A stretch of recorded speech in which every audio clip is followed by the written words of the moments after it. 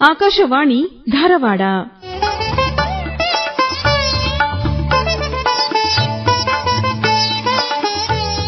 ಸಾಹಿತ್ಯ ಸೌರಭ.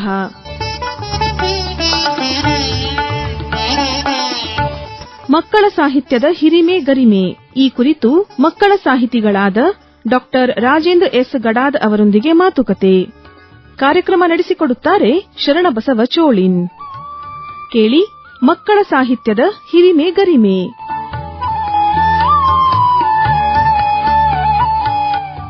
ಆತ್ಮೀಯ ಕೇಳುಗರೆ ನಮಸ್ಕಾರ. ನಮ್ಮ ಸಾಹಿತ್ಯ ಸೌರಭ ಕಾರ್ಯಕ್ರಮಕ್ಕೆ ಸ್ವಾಗತ ಸುಸ್ವಾಗತ. ಕೇಳುಗರೆ, ಇದೊಂದು ಕವನ ಇದೆ ನೋಡಿ. ಶಾಲೆ ಎಂಬುದು ಪೊಲೀಸ್ ಠಾಣೆಯಾಗಬಾರದು, ಮಕ್ಕಳು ತಪ್ಪಿತಸ್ಥರಲ್ಲ ನೋಡಯ್ಯ.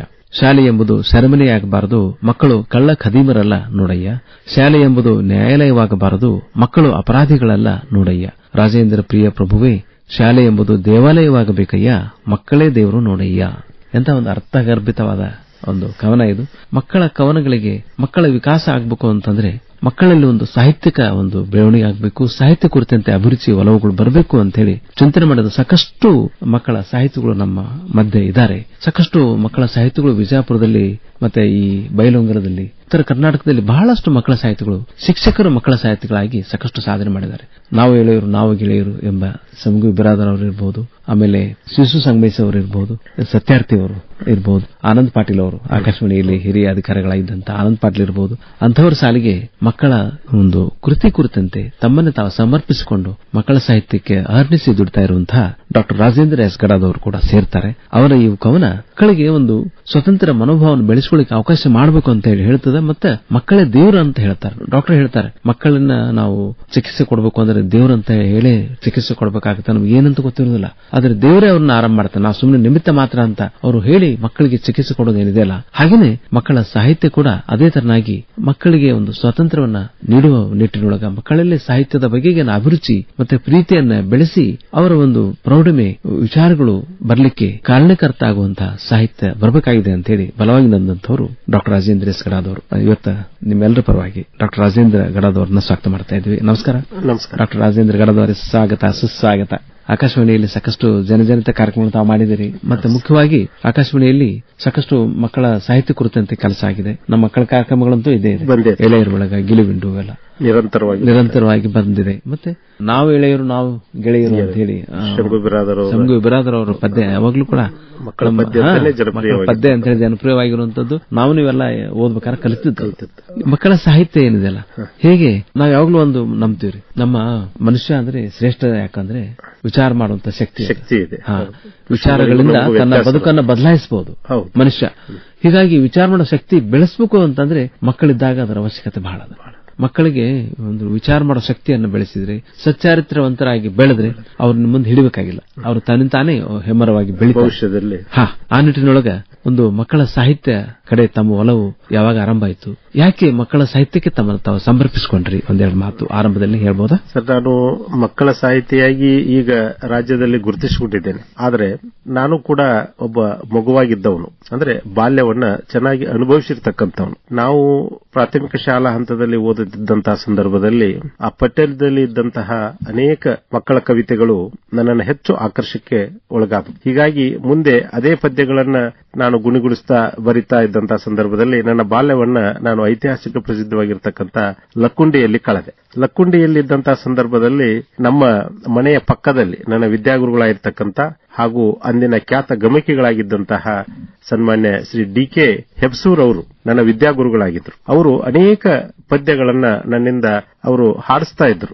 ನನ್ನ ಸಂಜೆ ಮತ್ತು ಮುಂಜಾನೆ ಬೆಳಗ್ಗೆ ಅವ್ರು ಏನ್ ಮಾಡಿದ್ರು ಅಂದ್ರೆ ಕರೆದು ನನ್ನಿಂದ ಕೆಲವು ಪದ್ಯಗಳನ್ನ ಹೇಳಿಸ್ತಾ ಇದ್ರು. ಅವರದ್ದು ಉದ್ದೇಶ ಏನು ಅಂತಂತಂದ್ರೆ ಮಕ್ಕಳಿಗೆ ಮುಂದಿನ ಈ ಗಮಕ ಅಂತಕ್ಕಂಥದ್ದು ಇದು ಇಲ್ಲಿಗೆ ಮುಗಿದು ಹೋಗಬಾರದು, ಮುಂದಿನ ಮಕ್ಕಳಿಗೆ ಇದು ಬರಬೇಕು ಅಂತ ಹೇಳಿ ಆ ಹಿನ್ನೆಲೆಯಲ್ಲಿ ಅವಾಗಲೇ ಅವರು ಕುಮಾರವ್ಯಾಸದ ಗದಗಿನ ಭಾರತವನ್ನ ಅದನ್ನ ನಮ್ಮಿಂದ ಹೇಳಿಸುವಂತ ಪ್ರಯತ್ನವನ್ನ ಮಾಡ್ತಾ ಇದ್ರು.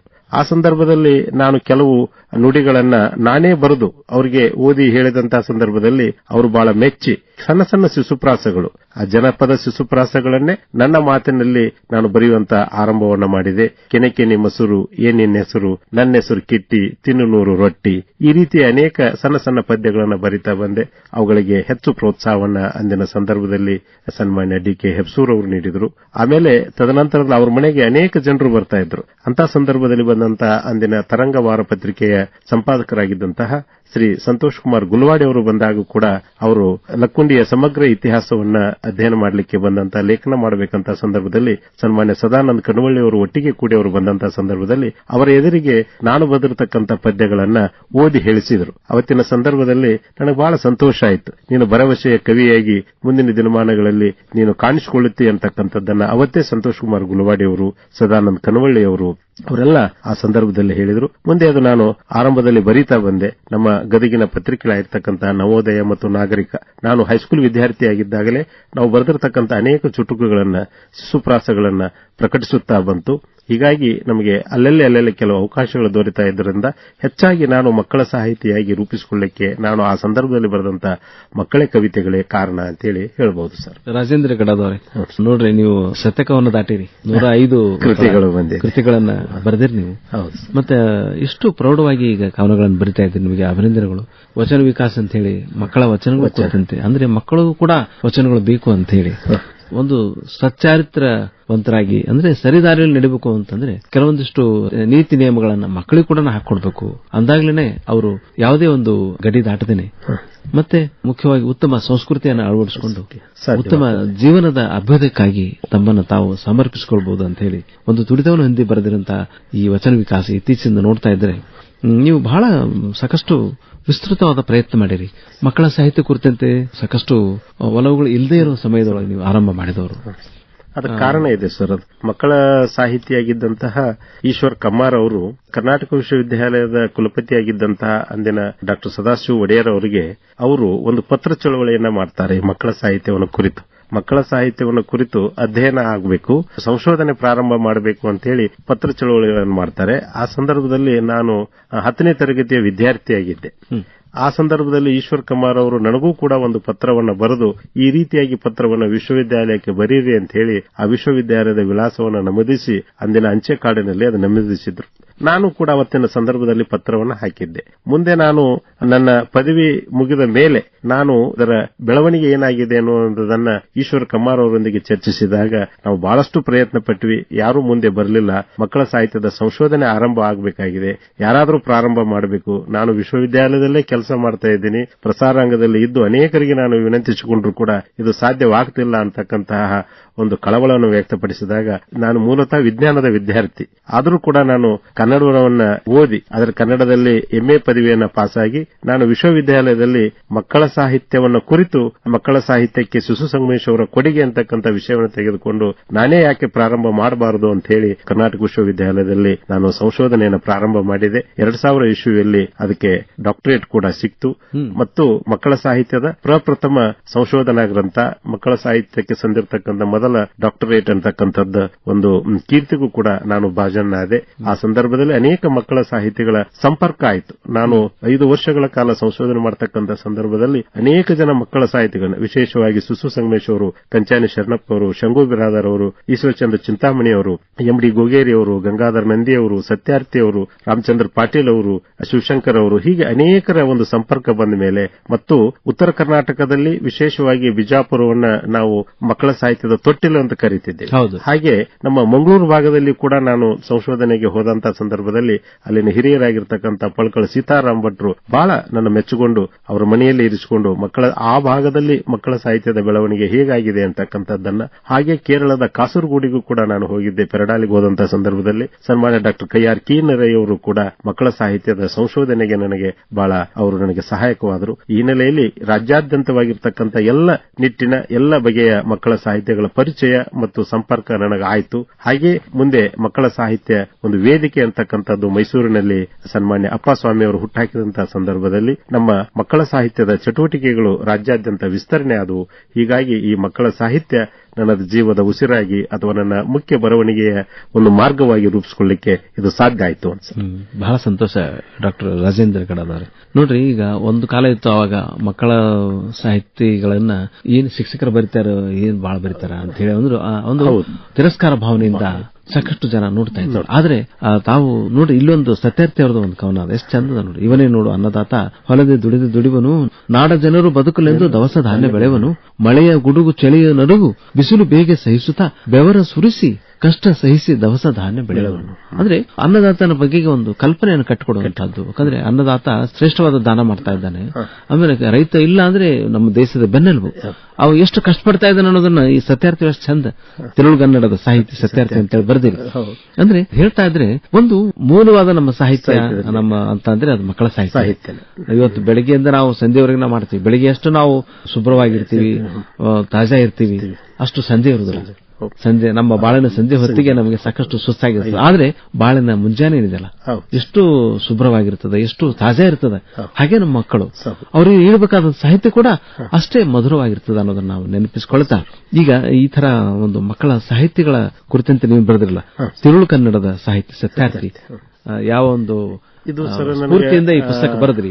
ನನಗೆ ಸಾಹಿತ್ಯದ ಸಂಶೋಧನೆ ಮಾಡತಕ್ಕಂಥ ಸಂದರ್ಭದಲ್ಲಿ ಅನೇಕ ಜನ ಹಿರಿಯರ ಸಂಪರ್ಕವಾಯಿತು.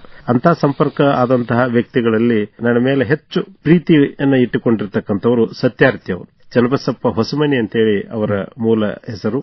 ಅವರು ಬರೆದಿರೋದು ಕೆಲವೇ ಕೃತಿಗಳಾದರೂ ಕೂಡ ಅವರು ಬರೆದಿರತಕ್ಕಂಥ ಇವನೇ ನೋಡು ಅನ್ನದಾತ ಮಕ್ಕಳ ಕವಿತೆ ಸುಮಾರು 20 ವರ್ಷಗಳ ಕಾಲ ಕರ್ನಾಟಕದ ಪಠ್ಯಪುಸ್ತಕದಲ್ಲಿ, ಆನಂತರ ಕೇರಳ ರಾಜ್ಯದ ಪಠ್ಯಪುಸ್ತಕದಲ್ಲಿ ಹಲವಾರು ವರ್ಷಗಳ ಕಾಲ ಇತ್ತು. ನಾವೆಲ್ಲ ಬಾಲ್ಯದಲ್ಲಿ ಆ ಪದ್ಯವನ್ನು ಓದಿದವರು. ಆ ಪದ್ಯವನ್ನು ಬರೆದಂತ ಕವಿ ಇವರೇ ಅಂತಕ್ಕಂಥದ್ದನ್ನು ನಾನು ಕಂಡುಕೊಂಡಾಗ ಬಹಳ ಸಂತೋಷ ಆಯಿತು. ಅವರ ಜೊತೆಗೆ ನಾನು ಕರ್ನಾಟಕ ರಾಜ್ಯ ಮಕ್ಕಳ ಸಾಹಿತ್ಯ ಪರಿಷತ್ತಿನ ಅಧ್ಯಕ್ಷರಾಗಿ ಅವರು ಬೆಳಗಾವಿ ಜಿಲ್ಲೆಯಲ್ಲಿ, ನಾನು ಗದಗ ಜಿಲ್ಲೆಯಲ್ಲಿ ಕೆಲಸ ಮಾಡತಕ್ಕಂಥ ಸಂದರ್ಭದಲ್ಲಿ ಅನೇಕ ಸಾರೆ ಅವರು ನಾವು ಸೇರ್ತಕ್ಕಂತಹ, ಅವರು ನಾವು ಚರ್ಚೆ ಮಾಡತಕ್ಕಂತಹ ಹಲವಾರು ಪ್ರಸಂಗಗಳು ಎದುರಾದವು. ಆ ಸಂದರ್ಭದಲ್ಲಿ ಮೈಸೂರಿನಲ್ಲಿ ನಾವು ಒಂದು ಕಮ್ಮಟವನ್ನು ಮಾಡಿದ್ವಿ. ಮಕ್ಕಳಿಗಾಗಿ ಒಂದು ವಾರಗಳ ಕಾಲ ಒಂದು ಮಕ್ಕಳ ಕಾವ್ಯ ಕಮ್ಮಟವನ್ನು ಮಾಡಿದ್ವಿ. ಆ ಸಂದರ್ಭದಲ್ಲಿ ಒಟ್ಟಿಗೆ ಇರ್ತಕ್ಕಂತಹ ಸತ್ಯಾರ್ಥಿ ಅವರು ಹಲವಾರು ಆಲೋಚನೆಗಳನ್ನ, ತಮ್ಮ ಅಭಿಪ್ರಾಯಗಳನ್ನು ನನ್ನೊಂದಿಗೆ ಹಂಚಿಕೊಂಡ್ರು. ಮತ್ತು ಇದೆಲ್ಲ ಒಂದು ಕಡೆ ಸಂಗ್ರಹವಾಗಬೇಕು, ಇದು ಒಂದು ಪುಸ್ತಕ ರೂಪದಲ್ಲಿ ಬರಬೇಕು ಅಂತಕ್ಕಂಥದ್ದು ಅವರ ಬಹಳ ವರ್ಷದ ಕಳಕಳಿ ಇತ್ತು. ಆ ಹಿನ್ನೆಲೆಯಲ್ಲಿ ಹಾಗೆ ಅವರು ನೊಬೆಲ್ ಪ್ರಶಸ್ತಿ ಸಿಕ್ಕಂತಹ ಕೈಲಾಸ್ ಸತ್ಯಾರ್ಥಿ ಅವರನ್ನ ನಾನು ಭೇಟಿಯಾಗಬೇಕು. ಕನ್ನಡದಲ್ಲಿ ಸತ್ಯಾರ್ಥಿ ಅಂತಕ್ಕಂಥ ಕಾವ್ಯನಾಮವೇ ಬಹಳ ವಿಶಿಷ್ಟವಾಗಿರ್ತಕ್ಕಂಥದ್ದು. ನಾನೊಬ್ಬನೇ ಈ ಹೆಸರನ್ನ ಇಟ್ಕೊಂಡಿದ್ದೇನೆ ಅಂತ ಅನ್ಕೊಂಡಿದ್ದೆ. ಆದರೆ ಪತ್ರಿಕೆಯಲ್ಲಿ ನೊಬೆಲ್ ಪ್ರಶಸ್ತಿ ಬಂದಂತಹ ವ್ಯಕ್ತಿ ಕೈಲಾಸ್ ಸತ್ಯಾರ್ಥಿ ಅಂತ ಇದ್ದಾರೆ ಅಂತಕ್ಕಂಥದ್ದು, ಅವರನ್ನ ಭೇಟಿಯಾಗೋಣ ಅಂತಕ್ಕಂಥದ್ದನ್ನು ಅವರು ಹೇಳಿದಾಗ ಪಶ್ಚಿಮ ಬಂಗಾಳದ ಮಕ್ಕಳಿಗಾಗಿ ಕೆಲಸ ಮಾಡಿರ್ತಕ್ಕಂತಹ ಕೈಲಾಸ್ ಸತ್ಯಾರ್ಥಿ ಅವರ ಹೆಸರನ್ನ ಕೇಳಿದಾಗ ಇವ್ರಿಗೆ ಬಹಳ ಅತ್ಯಾನಂದವಾಯಿತು. ಅವರನ್ನ ನಾನು ಭೇಟಿ ಆಗಬೇಕು, ನಾವೆಲ್ಲ ಮಕ್ಕಳ ಕ್ಷೇತ್ರದಲ್ಲಿ ಕೆಲಸ ಮಾಡ್ತಕ್ಕಂಥವ್ರು, ಅವರು ರಿಯಲ್ ಆಗಿ ಸ್ವತಃ ಅವರು ಫೀಲ್ಡ್ಗೆ ಇಳಿದು ಕೆಲಸ ಮಾಡಿರ್ತಕ್ಕಂಥವ್ರು, ಅವರನ್ನ ನಾವು ಕಾಣಬೇಕು ಅಂತಕ್ಕಂಥದ್ದನ್ನು ವ್ಯಕ್ತಪಡಿಸಿದಾಗ ಅದು ಒಂದು ಏನೋ ಒಂದು ಕಾರಣದಿಂದ ಅವರು ದೇಶಪಾಂಡೆ ಫೌಂಡೇಶನ್ ಮೂಲಕ ಹುಬ್ಬಳ್ಳಿಗೆ ಆಗಮಿಸುವುದು ಗೊತ್ತಾಯಿತು. ಹೋಗಿ ಅವರನ್ನ ನಾವು ಭೇಟಿಯಾದವು. ಅವರು ಪರಸ್ಪರ ಮಕ್ಕಳ ಸಾಹಿತ್ಯದ ಬಗ್ಗೆ, ಮಕ್ಕಳ ಆಗುಹೋಗುಗಳ ಬಗ್ಗೆ ಚರ್ಚೆ ಆಯಿತು. ಅದನ್ನೆಲ್ಲವನ್ನ ಸೇರಿಸಿ ಒಂದು ಪುಸ್ತಕ ಬರೆಯೋಣ ಅಂತಕ್ಕಂತ ಹೇಳಿದಾಗ ಅವರ 80ನೇ ವಯಸ್ಸಿನಲ್ಲಿ ಅವರ ಸವಿನೆನಪಿಗಾಗಿ ಒಂದು ಸಣ್ಣ ಪುಸ್ತಕವನ್ನು ಬರೆದುಕೊಟ್ಟೆ. ಅದು ತಿರುಳುಗನ್ನಡದ ಸಾಹಿತಿ ಸತ್ಯಾರ್ಥಿ ಅಂತಕ್ಕಂಥದ್ದು. ಈಗ ಅನೇಕ ಪುಸ್ತಕಗಳು ಬೇರೆ ಬೇರೆ ಕವಿಗಳ ಬಗ್ಗೆ, ನಾಟಕಕಾರರ ಬಗ್ಗೆ ಮತ್ತು ಮಕ್ಕಳ ಸಾಹಿತಿಗಳ ಬಗ್ಗೆ, ಶಿಶು ಸಂಗಮೇಶ್ ಅವರ ಬಗ್ಗೆ ಬರೆದಿರ್ತಕ್ಕಂತಹ ನನ್ನ PhD ಪ್ರಬಂಧ ಅದು ಬಿಜಾಪುರದಲ್ಲಿ ಬಿಡುಗಡೆ ಆಯಿತು. ತಾವು ನಮ್ಮ ನಾಡಿನ ಪ್ರತಿಭಾವಂತ ಮಕ್ಕಳ ಸಾಹಿತಿ ಮತ್ತೆ ಸಂಶೋಧಕರಲ್ಲದೆ ಸಂಘಟಕರು ಇದ್ದೀರಿ. ಸಾಹಿತ್ಯ ರಚನೆ, ಮಕ್ಕಳ ಸಾಹಿತ್ಯ ಸಂಶೋಧನೆ, ಸಂಘಟನೆ ಎಲ್ಲ ಚಟುವಟಿಕೆಗಳಲ್ಲಿ ತಮ್ಮನ್ನು ತೊಡಗಿಸಿಕೊಂಡಿರಿ. ಚೂಚು ಗುಬ್ಬೆಯಿಂದ ಹಿಡಿದು ಸಂಕಲನಗಳು, ಸುರುಗಿ ಅಂತ ಹೊಯ್ಸಳರ ಜನಪ್ರಿಯ ಕಥೆಗಳನ್ನು ಕೂಡ ನೀವು ಕುರಿತು ಬರೆದಿರಿ. ಅಂದ್ರೆ ಇಷ್ಟು 1992ರಿಂದ ಇಲ್ಲಿವರೆಗೂ ಕೂಡ ತುಂಬಾ ಸಕ್ರಿಯವಾಗಿ ಮಕ್ಕಳ ಸಾಹಿತ್ಯದಲ್ಲಿ ತಮ್ಮನ್ನು ತಾವು ತೊಡಗಿಸಿಕೊಂಡಿರಿ. ತಾವು ಒಂದು ಅನುಭವದ ಹಿನ್ನೆಲೆಯೊಳಗೆ ಮಕ್ಕಳಿಗೆ ಈ ಒಂದು ಸಾಹಿತ್ಯದ ಅವಶ್ಯಕತೆ ಎಷ್ಟಿದೆ? ಕನ್ನಡ ನಾಡಿನ ಸಾಂಸ್ಕೃತಿಕ ಶ್ರೀಮಂತಿಕೆ ಬಹಳ ಹಿರಿದಾದದ್ದು. 2500 ವರ್ಷಗಳ ಇತಿಹಾಸ ಇದೆ. ಪಂಪನಿಂದ ತಮ್ಮವರೆಗೂ ಕೂಡ ಇವತ್ತು ಸಾಕಷ್ಟು ಅಂದ್ರೆ ಮಲಪ್ರಭೆಯಲ್ಲಿ ಸಾಕಷ್ಟು ನೀರು ಹರಿದು ಹೋಗಿದೆ. ಆ ಒಂದು ಕಾವ್ಯ ಒಂದು ಪ್ರತಿಭೆ ಕೂಡ ಹಾಗೆ ಹೊಳಿತಾ ಇದೆ. ವಿಶೇಷವಾಗಿ ಮಹಾಕಾವ್ಯಗಳು ಬಂದಿದೆ.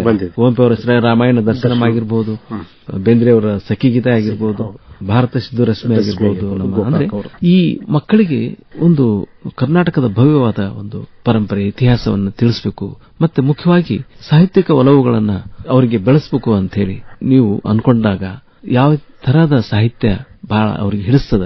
ಮಕ್ಕಳ ಸಾಹಿತ್ಯದ ಜೊತೆಗೆ ಶಿಷ್ಟ ಸಾಹಿತ್ಯ ಬೇಕೋ ಏನೋ ಅನ್ನೋ ಅಥವಾ ಶಿಷ್ಟ ಸಾಹಿತ್ಯ ಪರಂಪರೆ ತಿಳಿಸುವಂತ ಐತಿಹಾಸಿಕ ಒಂದು ಕುರುಹುಗಳು ಕೂಡ ಅವರಿಗೆ ಗೊತ್ತಾಗಬೇಕೇನೋ ಅಂತ ಹೇಳಿ ತಾವು ಏನ್ ಹೇಳ್ತೀರಿ ಈ ವಿಷಯದೊಳಗೆ? ಮಕ್ಕಳ ಸಾಹಿತ್ಯಕ್ಕೆ ಒಂದು ಚರಿತ್ರೆ ಬಹಳ ಪುರಾತನವಾಗಿರ್ತಕ್ಕಂಥದ್ದು. ನಮ್ಮ ಕನ್ನಡ ಸಾಹಿತ್ಯದ ಇತಿಹಾಸವನ್ನ ಸುಮಾರು 2000 ವರ್ಷಗಳಿಂದ ನಾವು ಗುರುತಿಸ್ತಾ ಬಂದಿದ್ರು ಕೂಡ ಮಕ್ಕಳ ಸಾಹಿತ್ಯಕ್ಕೆ ಅದಕ್ಕೂ ಪೂರ್ವವಾಗಿರ್ತಕ್ಕಂಥ ಇತಿಹಾಸವಿದೆ. ಕ್ರಿಸ್ತಶಕ ಪೂರ್ವದಿಂದಲೂ ಇತಿಹಾಸವಿದೆ. ಯಾವತ್ತು ಭಾಷೆ ಅಂತಕ್ಕಂಥದ್ದು, ಮಾತು ಅಂತಕ್ಕಂಥದ್ದು, ಅಕ್ಷರ ಅಂತಕ್ಕಂಥದ್ದು ಹುಟ್ಟಿತೋ ಅವತ್ತೇ ಮಕ್ಕಳ ಸಾಹಿತ್ಯ ರಚನೆ ಆಯಿತು ಅಂತಕ್ಕಂಥದ್ದನ್ನ ನಾನು ಕಂಡುಕೊಂಡಿದ್ದೇನೆ. ಯಾಕಂತಂದ್ರೆ ನಮ್ಮ ಜನಪದ ಸಾಹಿತ್ಯದಲ್ಲಿ ಬರ್ತಕ್ಕಂತಹ ಬಹುಪಾಲು ಪದ್ಯಗಳಾಗಿರ್ಬೋದು, ಹಾಡುಗಳು, ಅಲ್ಲಿ ಬರ್ತಕ್ಕಂಥ ಶಿಶುಪ್ರಾಸಗಳು ಇವೆಲ್ಲ ಮಕ್ಕಳಿಗಾಗಿ ರಚನೆಯಾಗಿರ್ತಕ್ಕಂಥದ್ದು. ಅದನಂತರ ಬಂದಿರತಕ್ಕಂತಹ ದುರ್ಗಶಿವನ ಪಂಚತಂತ್ರ ಆಗಿರಬಹುದು, ಅಲ್ಲಿ ಮಕ್ಕಳಿಗಾಗಿ ಬರೆದಿರತಕ್ಕಂತಹ ಮಕ್ಕಳನ್ನ ಬೆಳೆಸಲು ಮತ್ತು ಮಕ್ಕಳನ್ನ ಉತ್ತಮ ಸಂಸ್ಕಾರ ನೀಡಿ ಸರಿದಾರಿಗೆ ತರಲು ರಚನೆಗೊಂಡಿರತಕ್ಕಂಥ ಕಥೆಗಳಾಗಿರಬಹುದು, ಇವು ಗುಣಾಢ್ಯನ ನೀತಿ ಕಥೆಗಳಾಗಿರಬಹುದು, ಕ್ರಿಸ್ತಕ ಪೂರ್ವದಲ್ಲಿ ಬಂದಿರತಕ್ಕಂಥ ಈ ರೀತಿಯಾಗಿರ್ತಕ್ಕಂಥ ಅನೇಕ ನಮ್ಮ ಸಾಹಿತ್ಯದ ಚರಿತ್ರೆಯಲ್ಲಿ ಬಂದಿರತಕ್ಕಂಥ ಕೃತಿಗಳನ್ನು ನೋಡಿದಾಗ ಮಕ್ಕಳ ಸಾಹಿತ್ಯಕ್ಕೆ ಅದರದೇ ಆಗಿರ್ತಕ್ಕಂಥ ಇತಿಹಾಸವಿದೆ. ಅನೇಕರು ಹೇಳ್ತಾರೆ ಇದು ಒಂದು ಮಕ್ಕಳ ಸಾಹಿತ್ಯ ಒಂದು ಸಾಹಿತ್ಯದ ಪ್ರಕಾರ ಅಂತ ಹೇಳಿ. ಆದರೆ ಇದು ಸಾಹಿತ್ಯದ ಪ್ರಕಾರ ಅಲ್ಲ, ಇದು ಮಕ್ಕಳ ಸಾಹಿತ್ಯ ಪ್ರತ್ಯೇಕವಾಗಿರ್ತಕ್ಕಂಥ ಸಾಹಿತ್ಯ ನನ್ನ ದೃಷ್ಟಿಯಲ್ಲಿ. ಯಾಕಂದ್ರೆ ಹೇಗೆ ನಮ್ಮ ಸಾಹಿತ್ಯದಲ್ಲಿ ಕತೆ, ಕವಿತೆ, ವಿಮರ್ಶೆ, ನಾಟಕ, ಪ್ರಬಂಧ ಇದೆಯೋ ಹಾಗೆ ಮಕ್ಕಳ ಸಾಹಿತ್ಯದಲ್ಲಿಯೂ ಕೂಡ ಮಕ್ಕಳ ಕತೆ ಇದೆ, ಮಕ್ಕಳ ಗೀತೆ ಇದೆ, ಮಕ್ಕಳ ಹಾಡು ಇದೆ, ಮಕ್ಕಳ ಕಾದಂಬರಿ ಇದೆ, ಮಕ್ಕಳ ನಾಟಕ ಇದೆ, ಮಕ್ಕಳ ಶಿಶುಪ್ರಾಸ ಇದೆ. ಇದಕ್ಕೂ ಮೀರಿ ಅಲ್ಲಿ ಅನೇಕ ಪದಬಂಧ, ಕಾಮಿಕ್ಸ್ ಹೀಗೆ ವೈವಿಧ್ಯಮಯವಾಗಿರ್ತಕ್ಕಂಥ ಸಾಹಿತ್ಯವನ್ನ ನಾವು ಮಕ್ಕಳ ಸಾಹಿತ್ಯದಲ್ಲಿ ನೋಡಬಹುದು. ಹೀಗಾಗಿ ಮಕ್ಕಳ ಸಾಹಿತ್ಯ ಎಲ್ಲ ಸಾಹಿತ್ಯದ ಅಡಿಗಲ್ಲು ಅಂತ ಹೇಳಿದ್ರೆ ತಪ್ಪಾಗ್ಲಿಕ್ಕಿಲ್ಲ. ಪ್ರತಿಯೊಬ್ಬರು ಮಕ್ಕಳು ಇದ್ದಂತಹ ಸಂದರ್ಭದಲ್ಲಿ, ಬಾಲ್ಯವನ್ನು ಅನುಭವಿಸಿದಂತಹ ಸಂದರ್ಭದಲ್ಲಿ ಮಕ್ಕಳ ಸಾಹಿತ್ಯವನ್ನ ಆಸ್ವಾದಿಸಿದಂತವರು, ಮಕ್ಕಳ ಸಾಹಿತ್ಯವನ್ನ ಓದಿದಂತವರು, ಮಕ್ಕಳ ಸಾಹಿತ್ಯವನ್ನ ಆಡಿ ನಲಿದಂತವರು. ಹೀಗಾಗಿ ಮಕ್ಕಳ ಸಾಹಿತ್ಯಕ್ಕೆ ಅದರದೇ ಆಗಿರ್ತಕ್ಕಂಥ ವೈವಿಧ್ಯತೆ ಇದೆ ಮತ್ತು ಮಕ್ಕಳ ಸಾಹಿತ್ಯಕ್ಕೆ ಅದರದೇ ಆಗಿರ್ತಕ್ಕಂಥ ಒಂದು ಸ್ವತಂತ್ರತೆ ಇದೆ ಅಂತಕ್ಕಂಥದ್ದನ್ನ ನಾವ್ಯಾರು ಮರೆಯುವ ಹಾಗಿಲ್ಲ. ಡಾಕ್ಟರ್ ರಾಜೇಂದ್ರ ಗಡಾದ್ ಅವರೇ, ಪ್ರಪ್ರಥಮವಾಗಿ ಬಿಜಾಪುರದೊಳಗೆ ಮಕ್ಕಳ ಸಾಹಿತ್ಯ ಸಮ್ಮೇಳನ ಆಯ್ತು, ನಮ್ಮ ಸಂದೇಶ ಸಾಹಿತ್ಯ ವೇದಿಕೆ. ನಾವು ಅದರ ಸದಸ್ಯರಾಗಿದ್ವಿ. ನಮ್ಮ ಆನಂದ್ ಪಾಟೀಲ್ ಅವರಿದ್ರು, ಶಿಶು ಸಂಗಮೇಶ್ ಅವರು ಇದ್ರು. ಅಂದ್ರೆ ಅಲ್ಲಿ ಒಂದು ವಿಚಾರಗೋಷ್ಠಿ, ಅಂದ್ರೆ ಒಂದು ಮಕ್ಕಳ ಸಾಹಿತ್ಯ ಕುರಿತಂತೆ ಒಂದು ಚಿಂತನ ಮಂಥನ ಆಗುವಂತ ಅದು ಬಹಳ ಸಂತೋಷವನ್ನು ತಂತು. ಆ ನಿಟ್ಟಿನೊಳಗೆ ಶಿಶು ಸಂಗಮೇಶ್ ಅವರು ಬಹಳ ಸಂತೋಷಪಟ್ಟರು. ಈ ಶಿಶು ಸಂಗಮೇಶ್ ಅವರ ಸಾಹಿತ್ಯದ ಮೇಲೆ ತಾವು PhD ಪ್ರಬಂಧವನ್ನು ಮಂಡಿಸಿದ್ದೀರಿ. ಹೇಗೆ ಆ ಒಂದು ಭಾಗದೊಳಗೆ ಹೋರಾಟ ಮಾಡಿದ್ರು ಅವರು? ಯಾಕಂದ್ರೆ ಬಿಜಾಪುರ ಜಿಲ್ಲೆಯೊಳಗ ಆ ಹೋರಾಟಕ್ಕೆ ಹೆಸರುವಾಸಿ ಶಿಶು ಸಂಗಮೇಶ್ ಅವರು ತಮ್ಮ ಒಂದು ಕೃತಿಗಳ ಅಷ್ಟೇ ಅಲ್ಲದೆ ತಮ್ಮ ಒಂದು ಸಂಘಟನಾ ಚಾತುರ್ಯದಿಂದ ದೇಶವನ್ನೆಲ್ಲ ಸುತ್ತಿದ್ರು. ಅವರ ಒಂದು ಪರಿಶ್ರಮ ಹೇಗೆ ತಮ್ಮ ಮೇಲೆ ಪ್ರಭಾವ ಬೀರಿದೆ, ಮಕ್ಕಳ ಸಾಹಿತ್ಯಕ್ಕೆ ಅವರ ಒಂದು ಚಲನಶೀಲ ಕೊಡುಗೆ ಏನಿದೆ ಅಲ್ಲ ಆ ಕುರಿತಂತೆ ಸ್ಮರಣೆ ಮಾಡ್ಕೋಬಹುದಾ? ನನಗೂ ಮತ್ತು ಶಿಶು ಸಂಗಮೇಶ್ ಅವರಿಗೂ ಸಂಪರ್ಕ ಬಂದಿದ್ದು, ನಾನು ನನ್ನ 10ನೇ ತರಗತಿ ಮುಗಿದ ಮೇಲೆ ನಾನು ಮೊದಲ ಕವನ ಸಂಕಲನ, ಮಕ್ಕಳ ಕವನ ಸಂಕಲನ ಚೂಂಚು ಗುಬ್ಬಿ ಅಂತಕ್ಕಂಥ ಮಕ್ಕಳ ಪುಸ್ತಕ ಬಂತು. ಆ ಪುಸ್ತಕವನ್ನು ನಾನು ನಾಡಿನ ಬೇರೆ ಬೇರೆ ಸಾಹಿತಿಗಳಿಗೆ ಕಳಿಸಿದ್ದೆ. ಹಾಗೆ ಕಾರಂತ್ ಅವರಿಗೂ ಕಳಿಸಿದ್ದೆ, ಶಿಶು ಸಂಗಮೇಶ್ ಅವರಿಗೂ ಕಳಿಸಿದ್ದೆ, ಕಯ್ಯಾರ್ ಅವರಿಗೂ ಕಳಿಸಿದ್ದೆ, ಶಂಭು ಬಿರಾದರ್ ಅವರಿಗೂ ಕಳಿಸಿದ್ದೆ.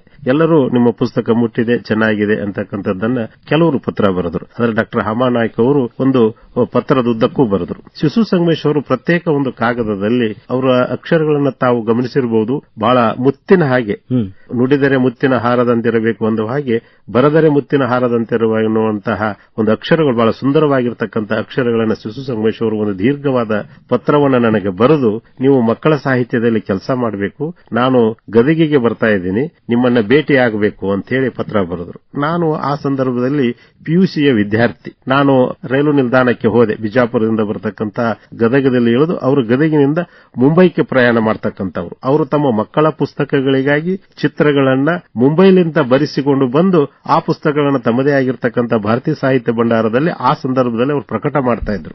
ತಮ್ಮ ಪುಸ್ತಕಗಳಲ್ಲದೆ ಚಿತ್ರ ಇಲ್ಲದೆ ಯಾವುದೇ ಪುಸ್ತಕವನ್ನು ಪ್ರಕಟಿಸಬಾರದು ಅಂತಕ್ಕಂಥದ್ದು ಅವ್ರದ್ದು ಆಲೋಚನೆ. ಮಕ್ಕಳಿಗೆ ಏನನ್ನಾದ್ರೂ ಕೊಡೋದಿದ್ರೆ ನೀವು ಚಿತ್ರದೊಂದಿಗೆ ಕೊಡಬೇಕು ಅಂತಕ್ಕಂಥದ್ದನ್ನು ಅವರು ಹೇಳ್ತಾ ಇದ್ರು. ತಮ್ಮ ಪದ್ಯಗಳ ಪ್ರಕಾರ ಮತ್ತು ಇತರ ಪುಸ್ತಕಗಳ ಬರೆದಿರತಕ್ಕಂಥ ರಚನೆಕಾರರ ಒಂದು ಆಲೋಚನೆಗೆ ತಕ್ಕಂತಹ ಚಿತ್ರಗಳನ್ನು ಬರೆಸುವ ಸಲುವಾಗಿ ಅವರು ಮುಂಬಯಿಯ KB ಕುಲಕರ್ಣಿ ಅವರನ್ನ ಭೇಟಿಯಾಗಿ ಚಿತ್ರಗಳನ್ನು ಬರೆಸಿಕೊಂಡು ಬರ್ತಾ ಇದ್ರು. ಅವರು ಗದಗಿಗೆ ಬಂದು ಅಲ್ಲಿ ರೈಲು ನಿಲ್ದಾಣದಲ್ಲಿ ರೈಲನ್ನ ಬದಲಾವಣೆ ಮಾಡತಕ್ಕಂಥ ಸಂದರ್ಭದಲ್ಲಿ ನನ್ನ ಪದೇ ಪದೇ ಕರೀತಾ ಇದ್ರು. ನನ್ನನ್ನ ಮಾತಿಗೆ ಹೇಳ್ತಕ್ಕಂಥ ಸಂದರ್ಭದಲ್ಲಿ ಮಕ್ಕಳ ಸಾಹಿತ್ಯವನ್ನು ಕುರಿತು ಏನಾದರೂ ಆಗಬೇಕು ಅಂತಕ್ಕಂಥದ್ದನ್ನ ಹೇಳ್ತಾ ಇದ್ರು. ಆ ಸಂದರ್ಭದಲ್ಲಿ ನಾನು ಗಮನಿಸಿದ ಹಾಗೆ ಮಕ್ಕಳ ಸಾಹಿತ್ಯವನ್ನ ಬರ್ಕೊಂಡು ಬಂದಿರತಕ್ಕಂಥವರು ಮಕ್ಕಳ ಸಾಹಿತ್ಯದ ವಾರಸುದಾರರು ಏನಂದ್ರೆ ಬರೀ ಶಿಕ್ಷಕರು.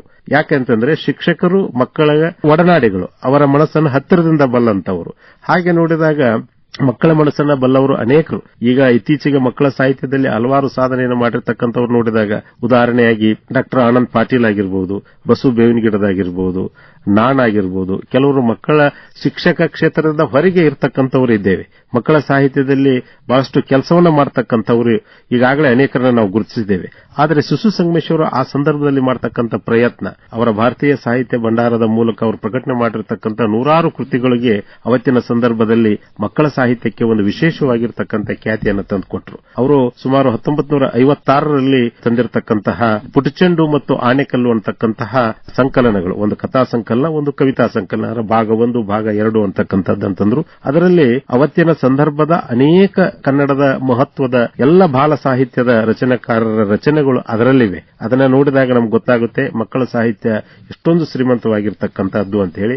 ನಾನು ಮಕ್ಕಳ ಸಾಹಿತ್ಯವನ್ನ ಅಧ್ಯಯನಕ್ಕೆ ತೆಗೆದುಕೊಂಡಾಗ ಪ್ರಾಥಮಿಕ ಶಾಲಾ ಶಿಕ್ಷಕರ ಕೊಡುಗೆ ಅಂತಕ್ಕಂಥದ್ದನ್ನೇ ತೆಗೆದುಕೊಂಡಿದ್ದೆ. ನಮ್ಮ ಒಂದು ಸಂಶೋಧನಾ ಗೈಡು ಇದು ಬಹಳ ವಿಶಾಲ ವಿಷಯ ವ್ಯಾಪ್ತಿ ಆಗ್ತದೆ, ಒಬ್ಬರನ್ನ ತೆಗೆದುಕೊಂಡು ಅಥವಾ ಒಂದು ಭಾಗದ ಸಾಹಿತ್ಯಗಳನ್ನು ತೆಗೆದುಕೊಂಡು ನೋಡಬೇಕು ಅಂತಕ್ಕಂಥದ್ದನ್ನು ಹೇಳಿದಾಗ ನಾನು ಬೇರೆ ಬೇರೆ ಸಾಹಿತ್ಯಗಳನ್ನು ತೆಗೆದುಕೊಂಡು ನೋಡಿದಾಗ ಶಿಶು ಸಂಗಮೇಶ್ ಅವರೇ ನನಗೆ ಅದ್ಭುತವಾಗಿ ಕಂಡ್ರು. ಅವರು ಮಾಡಿರ್ತಕ್ಕಂಥ ಕೆಲಸ ಇವತ್ತು ಅಕಾಡೆಮಿ ಆಗಿದೆ. ಬಾಲ ವಿಕಾಸ ಅಕಾಡೆಮಿ ಅಂತಕ್ಕಂಥದ್ದು ಹಲವಾರು ವರ್ಷಗಳ ಪ್ರಯತ್ನದ ಫಲವಾಗಿ ಬಂದಿದೆ. ಅವರು 80ರ ದಶಕದಲ್ಲಿಯೇ ಸ್ವತಂತ್ರವಾಗಿ ಮಕ್ಕಳ ಸಾಹಿತ್ಯ ಅಕಾಡೆಮಿ ಅಂತಕ್ಕಂಥದ್ದನ್ನ ಪ್ರಾರಂಭ ಮಾಡಿ ಬಿಜಾಪುರದಲ್ಲಿ, ಧಾರವಾಡದಲ್ಲಿ, ಹಾಗೆ ಗುಲ್ಬರ್ಗದಲ್ಲಿ ಮತ್ತು ಆದಿಚುಂಚನಗಿರಿಯಲ್ಲಿ ಹೀಗೆ 4 ಅಖಿಲ ಕರ್ನಾಟಕ ಮಕ್ಕಳ ಸಾಹಿತ್ಯ ಸಮ್ಮೇಳನಗಳನ್ನ ಬಹಳ ಜಾಗೃತೆಯಿಂದ ವ್ಯವಸ್ಥೆಗೊಳಿಸಿ ಮತ್ತು ಬಹಳ ಅತ್ಯದ್ಭುತವಾಗಿ ಆ ಕಾರ್ಯಕ್ರಮವನ್ನು ನೆರವೇರಿಸಿಕೊಟ್ರು. ಅದಕ್ಕೆಲ್ಲ ಡಾಕ್ಟರ್ ಶಿವರಾಮ್ ಕಾರಂತ್ ಅವರು, ಡಾಕ್ಟರ್ ಸಿದ್ದಯ್ಯ ಪುರಾಣಿಕ್ ಅವರು, ಅವಾಗ ಇವರೆಲ್ಲ ಸಮ್ಮೇಳನ ಅಧ್ಯಕ್ಷರಾಗಿದ್ರು. ಹಾಗೆ ನಮ್ಮ ಬಿಸಿ ಪಾಂಡುರಂಗರಾಯರು ಆದಿಚುಂಚನಗಿರಿ ನಡೆದಕ್ಕಂತಹ ಸಮ್ಮೇಳನದ ಅಧ್ಯಕ್ಷರಾಗಿದ್ರು. ಆ ಸಮ್ಮೇಳನಗಳನ್ನ ಅವತ್ತಿನ ಸಂದರ್ಭದಲ್ಲಿ ಮುಖ್ಯಮಂತ್ರಿಗಳು ಗುಂಡೂರಾವ್ ಅವರು ಉದ್ಘಾಟನೆ ಮಾಡಿದ್ರು ಅಂತಕ್ಕಂಥದ್ದನ್ನ ನೋಡಿದಾಗ ಮಕ್ಕಳ ಸಾಹಿತ್ಯಕ್ಕೆ ಎಷ್ಟೊಂದು ಶಕ್ತಿ ಇದೆ. ಮಕ್ಕಳ ಸಾಹಿತ್ಯದ ಸಂಘಟನೆಯನ್ನ ಪ್ರಾರಂಭ ಮಾಡಿ ಅಖಿಲ ಭಾರತ ಮಕ್ಕಳ ಸಾಹಿತ್ಯ ಪರಿಷತ್ತು ಅಂತೇಳಿ ಪ್ರಾರಂಭ ಮಾಡಿ ಬರೀ ನಮ್ಮ ಕನ್ನಡದ ಮಕ್ಕಳ ಸಾಹಿತ್ಯಗಳನ್ನಷ್ಟೇ ಒಟ್ಟುಗೂಡಲಿಲ್ಲ. ಅವರ ಒಂದು ವ್ಯಾಪ್ತಿ ಏನಿತ್ತು ಅಂತಂದ್ರೆ ಅಖಿಲ ಭಾರತ ಮಟ್ಟದಲ್ಲಿ ಹಲವಾರು ಸಲ ಅವರು ಕಲ್ಕತ್ತಾಕ್ಕೆ ಹೋಗಿದ್ದಾರೆ, ಭುವನೇಶ್ವರಕ್ಕೆ ಹೋಗಿದ್ದಾರೆ, ಒಡಿಸಾಕ್ಕೆ ಹೋಗಿದ್ದಾರೆ, ಕೇರಳಕ್ಕೆ ಹೋಗಿದ್ದಾರೆ. ಪದೇ ಪದೇ ಕಾಲಿಗೆ ಚಕ್ರ ಕಟ್ಟಿಕೊಂಡವರಂತೆ ಇಡೀ ಮಕ್ಕಳ ಸಾಹಿತ್ಯಕ್ಕಾಗಿ ಇಡೀ ದೇಶವನ್ನು ಸುತ್ತಾಡಿದ್ರು. ಹಿಂದಿ ಭಾಷೆಯಲ್ಲಿ, ಬೇರೆ ಬೇರೆ ಭಾಷೆಯಲ್ಲಿ ಮಕ್ಕಳ ಸಾಹಿತ್ಯದ ಒಂದು ಬೆಳವಣಿಗೆ ಹೇಗಿದೆ ಅಂತಕ್ಕಂಥದ್ದನ್ನ ಅಲ್ಲಿ ವಿಭಿನ್ನತೆಯನ್ನ ತರ್ತಕ್ಕಂಥ ಪ್ರಯತ್ನವನ್ನ ಅವರು ಮಾಡಿದ್ರು. ಆ ಹಿನ್ನೆಲೆಯಲ್ಲಿ ಇಲ್ಲಿ ಮಕ್ಕಳ ಸಾಹಿತ್ಯ ಬಹಳ ಸೊಗಸಾಗಿ ಬದಿರೋದಕ್ಕೆ ಅವರು ಕಾರಣೀಕರ್ತರು.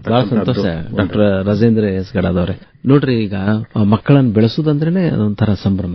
ನಮ್ಮ ಮಕ್ಕಳು ಬೆಳಿಬೇಕಾದ್ರೆ ಸಾಹಿತ್ಯ ವಲಯ ಮಕ್ಕಳ ಒಂದು ಎಣಿಕೆಗೆ ನಿಲುಗುವಂತಹ ಒಂದು ಸಂಗತಿಗಳನ್ನ ಅತ್ಯುತ್ತಮವಾಗಿ ಕಟ್ಟಿಕೊಡ್ಬೇಕು. ಅಂದ್ರೆ ಅವರು ನಾಯಿ ಗುಬ್ಬಿ ನೋಡಿರ್ತಾರೆ, ಬೆಕ್ಕು ನೋಡಿರ್ತಾರೆ, ಮತ್ತು ಮಕ್ಕಳು ಕೆಲವೊಂದಿಷ್ಟು ಆಕಾಶವನ್ನು ನೋಡ್ತಾವು, ನಕ್ಷತ್ರಗಳನ್ನು ನೋಡ್ತಾವು. ಮಕ್ಕಳು ಬೇರೆ ಬೇರೆ ಪ್ರಪಂಚ ನೋಡುವಂತ ಒಂದು ವಿಧಾನನೇ ಬೇರೆ. ಅದನ್ನ ಹಿರಿಯರು ಗುರುತಿಸಿ ಅವರಿಗಾಗಿ ನೀಡುವಂತ ಸಾಹಿತ್ಯ ಏನಿದೆಲ್ಲ ಖಂಡಿತವಾಗಿ ಕೂಡ ಮಕ್ಕಳನ್ನ ಆಕರ್ಷಿಸ್ತದ. ನಾವು ಗೆಳೆಯರು ಅಂದ್ರೆ ಎಷ್ಟು ಚಂದ, ಅಂದ್ರೆ ಒಮ್ಮೊಂದೊಮ್ಮೆಗೆ ಮಕ್ಕಳನ್ನು ಆಕರ್ಷಿಸುವಂತ ಹಾಡಿದು. ಹೀಗೆ ಕಡೆನ ತಾವು ಹೇಳಿದಂಗೆ ಮಕ್ಕಳ ಸಾಹಿತ್ಯ ಅನ್ನೋದು ಬಹಳ ಅಗತ್ಯವಾಗಿರುವಂತದ್ದು, ಮಕ್ಕಳ ಅಭಿವೃದ್ಧಿಗೆ ಬೇಕಾಗಿರುವಂತದ್ದು. ಯಾಕಂದ್ರೆ ಇಂದಿನ ಮಕ್ಕಳು ನಾಳೆ ನಾಗರಿಕರಾಗಬೇಕಾದಾಗ ಅವರು ಉತ್ತಮವಾಗಿ ಬೆಳಿಬೇಕಾದ್ರೆ ಅವ್ರಿಗೆ ಉತ್ತಮವಾದ ಸಾಹಿತ್ಯ ಅವ್ರಿಗೆ ಲಭ್ಯ ಆಗಿರಬೇಕು. ತಾವು ಮಾಡ್ತಾರೆ ಅಂತ ಕಾರ್ಯ ಬಹಳಷ್ಟು ಕಾರ್ಯವಾಗಿದೆ. ಈ ವಚನ ವಿಕಾಸ ಎಷ್ಟು ಚೆನ್ನಾಗಿದೆ. ಮಕ್ಕಳ ವಚನಗಳು ಅಂತ ಬರೆದಿರಿ. ನಾವು 12ನೇ ಶತಮಾನದ ಬಸವಾದಿ ಪ್ರಮುಖರ ವಚನಗಳು ನೆನಪಾಗಲಿದ್ದು ನೋಡಿದ್ರೆ ಅದು ಎಲ್ಲರಿಗೂ ಸರಳವಾಗಿ ತಿಳಿಯುವಂತಹ ವಚನಗಳನ್ನು ಬರೆದ್ರು. 800 ವರ್ಷಗಳಾದರೂ ಆ ಒಂದು ಸಮಾಜ ನಿರ್ಮಾಣ ಮಾಡುವಂತಹ ಪ್ರಯತ್ನಗಳು, ಆಮೇಲೆ ಎಲ್ಲರಲ್ಲಿ ಸಮಾನತೆ, ಸ್ತ್ರೀ ಸಮಾನತೆಯನ್ನು ಕೂಡ ಪ್ರತಿಬಿಂಬಿಸಿದ್ದು ನೋಡ್ತಾ ಇದ್ರೆ ಏನೋ ಸಾಮ್ಯತೆ ನಮ್ಗೆ ಕಾಣ್ತದೆ. ಏನು ಇದರ ಒಂದು ಸ್ಫೂರ್ತಿ ಏನು, ಹೇಗೆ ಈ ವಚನ ವಿಕಾಸ ಬರಲಿಕ್ಕೆ ನಮ್ಗೆ ಸಾಧ್ಯ ಆಯಿತು? ಬಹಳಷ್ಟು ಜನ ಮಕ್ಕಳ ಪದ್ಯಗಳಲ್ಲಿ, ಮಕ್ಕಳ ಕಥೆಗಳಲ್ಲಿ ನೀತಿ ಇರಬೇಕು, ಕೊನೆಗೆ ನೀತಿ ಇರಬೇಕು ಅಂತಕ್ಕಂಥದ್ದನ್ನ ಒಂದು ವರ್ಗ ಪ್ರತಿಪಾದನೆ ಮಾಡ್ತದೆ. ಇನ್ನೊಂದು ವರ್ಗ ನೀತಿಯನ್ನ ನೇರವಾಗಿ ಹೇಳಬಾರದು, ಸುಮ್ಮನೆ ಆ ಕಥೆಯನ್ನ ಪದ್ಯವನ್ನ ಹೇಳಿಬಿಡಬೇಕು, ಅದೇ ನೀತಿಯನ್ನ ಮಕ್ಕಳ ಮೇಲೆ ಪರಿಣಾಮ ಬೀರ್ತದೆ ಅಂತಕ್ಕಂಥದ್ದನ್ನ ಇನ್ನೊಂದು ವರ್ಗ ನಮ್ಮ ವಿಮರ್ಶಕರ ವಲಯ ಹೇಳ್ತದೆ. ಆ ಹಿನ್ನೆಲೆಯಲ್ಲಿ ಮಕ್ಕಳಿಗೆ ನೀತಿ ಬೇಕು, ಆದರೆ ನೇರವಾಗಿ ನಾವು ಅವರಿಗೆ ಇಂಥದನ್ನು ಮಾಡು, ಇಂಥದನ್ನು ಬೇಡ ಅನ್ನುವ ಹಿನ್ನೆಲೆಯಲ್ಲಿ ಅವರಿಗೆ ನೇರವಾಗಿ ಹೇಳಕ್ಕಾಗೋದಿಲ್ಲ. ನಾನು ಆಯ್ದುಕೊಂಡದ್ದು ಏನು ಅಂತಂದ್ರೆ ಮಕ್ಕಳ ಒಂದು ಬೆಳವಣಿಗೆಯಲ್ಲಿ ಸಾಹಿತ್ಯದ ಪಾತ್ರ ಎಷ್ಟು ಮಹತ್ವದು ಅನ್ನೋ ಹಿನ್ನೆಲೆಯಲ್ಲಿ ನಾನು ಒಂದು ಹೊಸ ಪ್ರಕಾರವನ್ನ, ಅನೇಕರು ಅನೇಕ ರೀತಿಯಾಗಿರ್ತಕ್ಕಂತಹ ಕೆಲವು ಪ್ರಯೋಗಗಳನ್ನು ಮಾಡಿದ್ರು. ನನ್ನ ಒಂದು ಪ್ರಯೋಗ ಅಂತಂದ್ರೆ ಮಕ್ಕಳ ವಚನಗಳು ಅಂತಕ್ಕಂಥದ್ದು ಹೊಸ ಪ್ರಕಾರವನ್ನು ಮಾಡಿ 2000 ಇಸ್ವಿಯಲ್ಲಿ ದಾರಿದೀಪ ಅಂತಕ್ಕಂತಹ ಒಂದು ಕೃತಿಯನ್ನ, ಸುಮಾರು ಒಂದು 150 ವಚನಗಳ ಒಂದು ಸಂಕಲನವನ್ನು ಹೊರತಂದೆ. ತಂದೆ. ಆ ಸಂಕಲನ ತಂದಂತಹ ಸಂದರ್ಭದಲ್ಲಿ ಅನೇಕ ನಾಡಿನ ವಿದ್ವಾಂಸರು ಅದನ್ನ ಗುರುತಿಸಿ, ವಿಶೇಷವಾಗಿ ವಚನ ವಿದ್ವಾಂಸರಾಗಿರ್ತಕ್ಕಂಥ ಡಾಕ್ಟರ್ ಸಂಗಮೇಶ್ ಹಂಡಿಗೆಯವರು ಅದನ್ನ ಬಹಳಷ್ಟು ಸಂದರ್ಭಗಳಲ್ಲಿ ಉಲ್ಲೇಖಿಸಿ ಮಕ್ಕಳ ವಚನಗಳು ಅಂತಕ್ಕಂಥ ಹೊಸ ಪ್ರಕಾರವನ್ನ ಹುಟ್ಟುಹಾಕಿರ್ತಕ್ಕಂಥ ಗಡಾದವರು ಈ ನಿಟ್ಟಿನಲ್ಲಿ ಹೆಚ್ಚು ಮುನ್ನಡೆಯನ್ನು ಇಡಬೇಕು ಅಂತಕ್ಕಂಥದ್ದನ್ನು ಹೇಳಿದರು.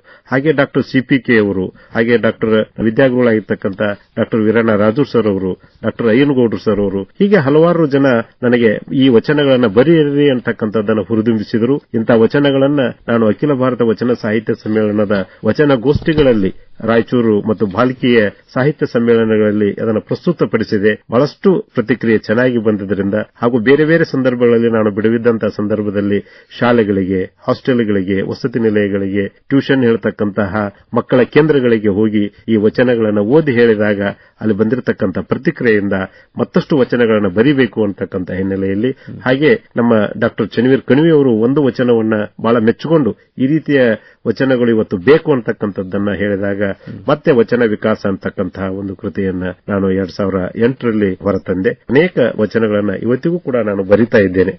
ಈ ಒಂದು ಶಿಕ್ಷಣವೆನಿಸಿ ಮಕ್ಕಳಿಗೆ ಇವುಗಳ ಓದೇ ಒಂದು ಶಿಕ್ಷಣ ಅಂತ ಅನಿಸ್ತದೆ. ವ್ಯಕ್ತಿತ್ವ ವಿಕಸನದ ಒಂದು ಸಂಸ್ಕೃತಿಯನ್ನು ರೂಪಿಸಬಲ್ಲು ಅಂತೇಳಿ ಚನ್ನವೀರ್ ಕಣಿವೆಯವರು ಅಭಿಪ್ರಾಯಪಟ್ಟಾರೆ. ಅಭಿನಂದನೆಗಳು ತಮಗೆ. ಡಾಕ್ಟರ್ ರಾಜೇಂದ್ರ ಗಡಾದವರೇ, ನಾವು ಬಹಳ ಕಾಡ್ತಾ ಇರುವಂತದ್ದು ಕೊನೆಯದಾಗಿ ಕೇಳಬೇಕು ಅಂದ್ರೆ, ಇಷ್ಟೆಲ್ಲ ನೀವು ಸಾಧನೆ ಮಾಡಿದಿರಿ, ಆರೋಗ್ಯ ಇಲಾಖೆಯೊಳಗೆ ಕೆಲಸ ಮಾಡ್ತಾ ಇರುವಂತವರು, ಸಾಕಷ್ಟು ಕೆಲಸ ಇರ್ತದಲ್ಲ, ಆ ಮಧ್ಯೆ ಇಷ್ಟೆಲ್ಲ ಒಂದು ಶ್ರೀಮಂತವಾದ ಸಾಹಿತ್ಯವನ್ನ ತಾವು ಬರಲಿಕ್ಕೆ ಹೆಂಗ್ ಸಾಧ್ಯ ಆಯಿತು? ಇದು ನಮಗೂ ಬಹಳ ಸೋಜಿಗೆ ಅನಿಸದ. ನಿಮಗೆ ಹೃತ್ಪೂರ್ವಕ ಅಭಿನಂದನೆಗಳು. ಆ ಒಂದು ಕಥೆಯನ್ನು ನಮಗೊಂದೆರಡು ಮಾತನ್ನು ಹೇಳ್ಬೋದಾ?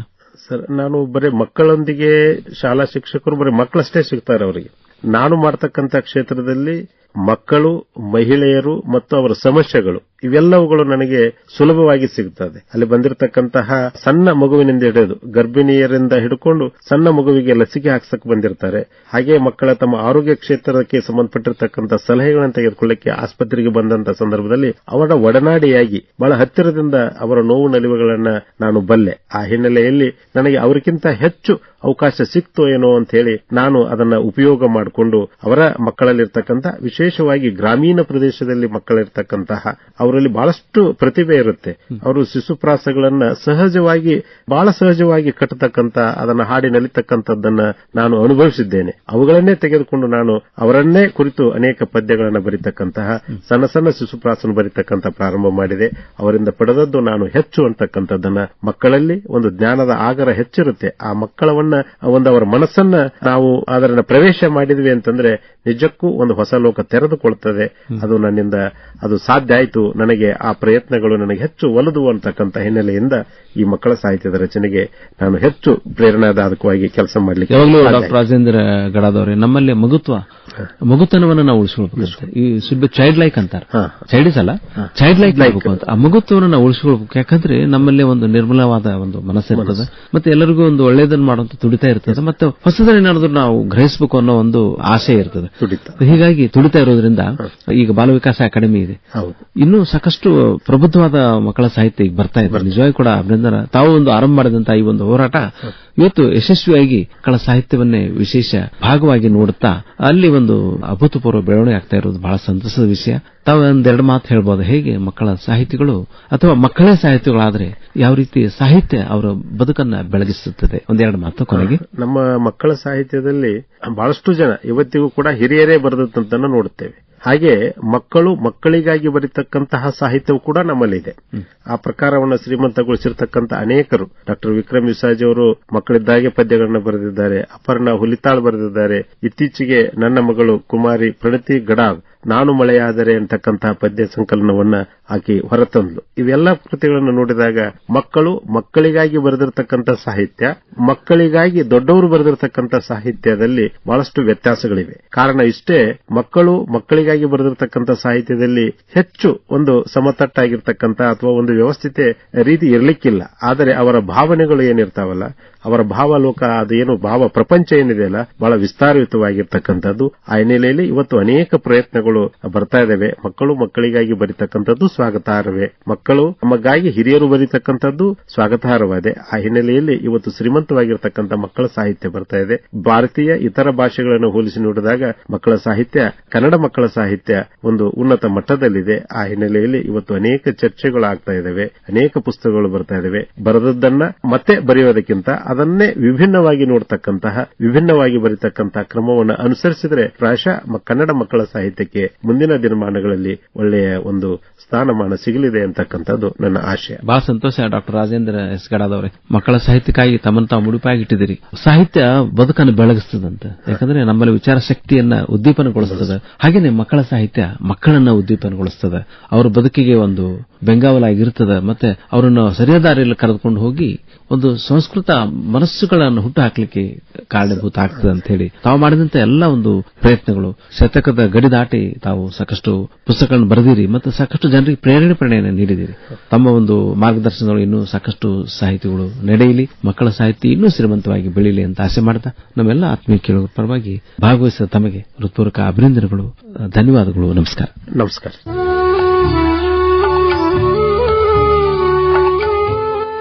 ಇದುವರೆಗೆ ಮಕ್ಕಳ ಸಾಹಿತ್ಯದ ಹಿರಿಮೆ ಗರಿಮೆ ಈ ಕುರಿತು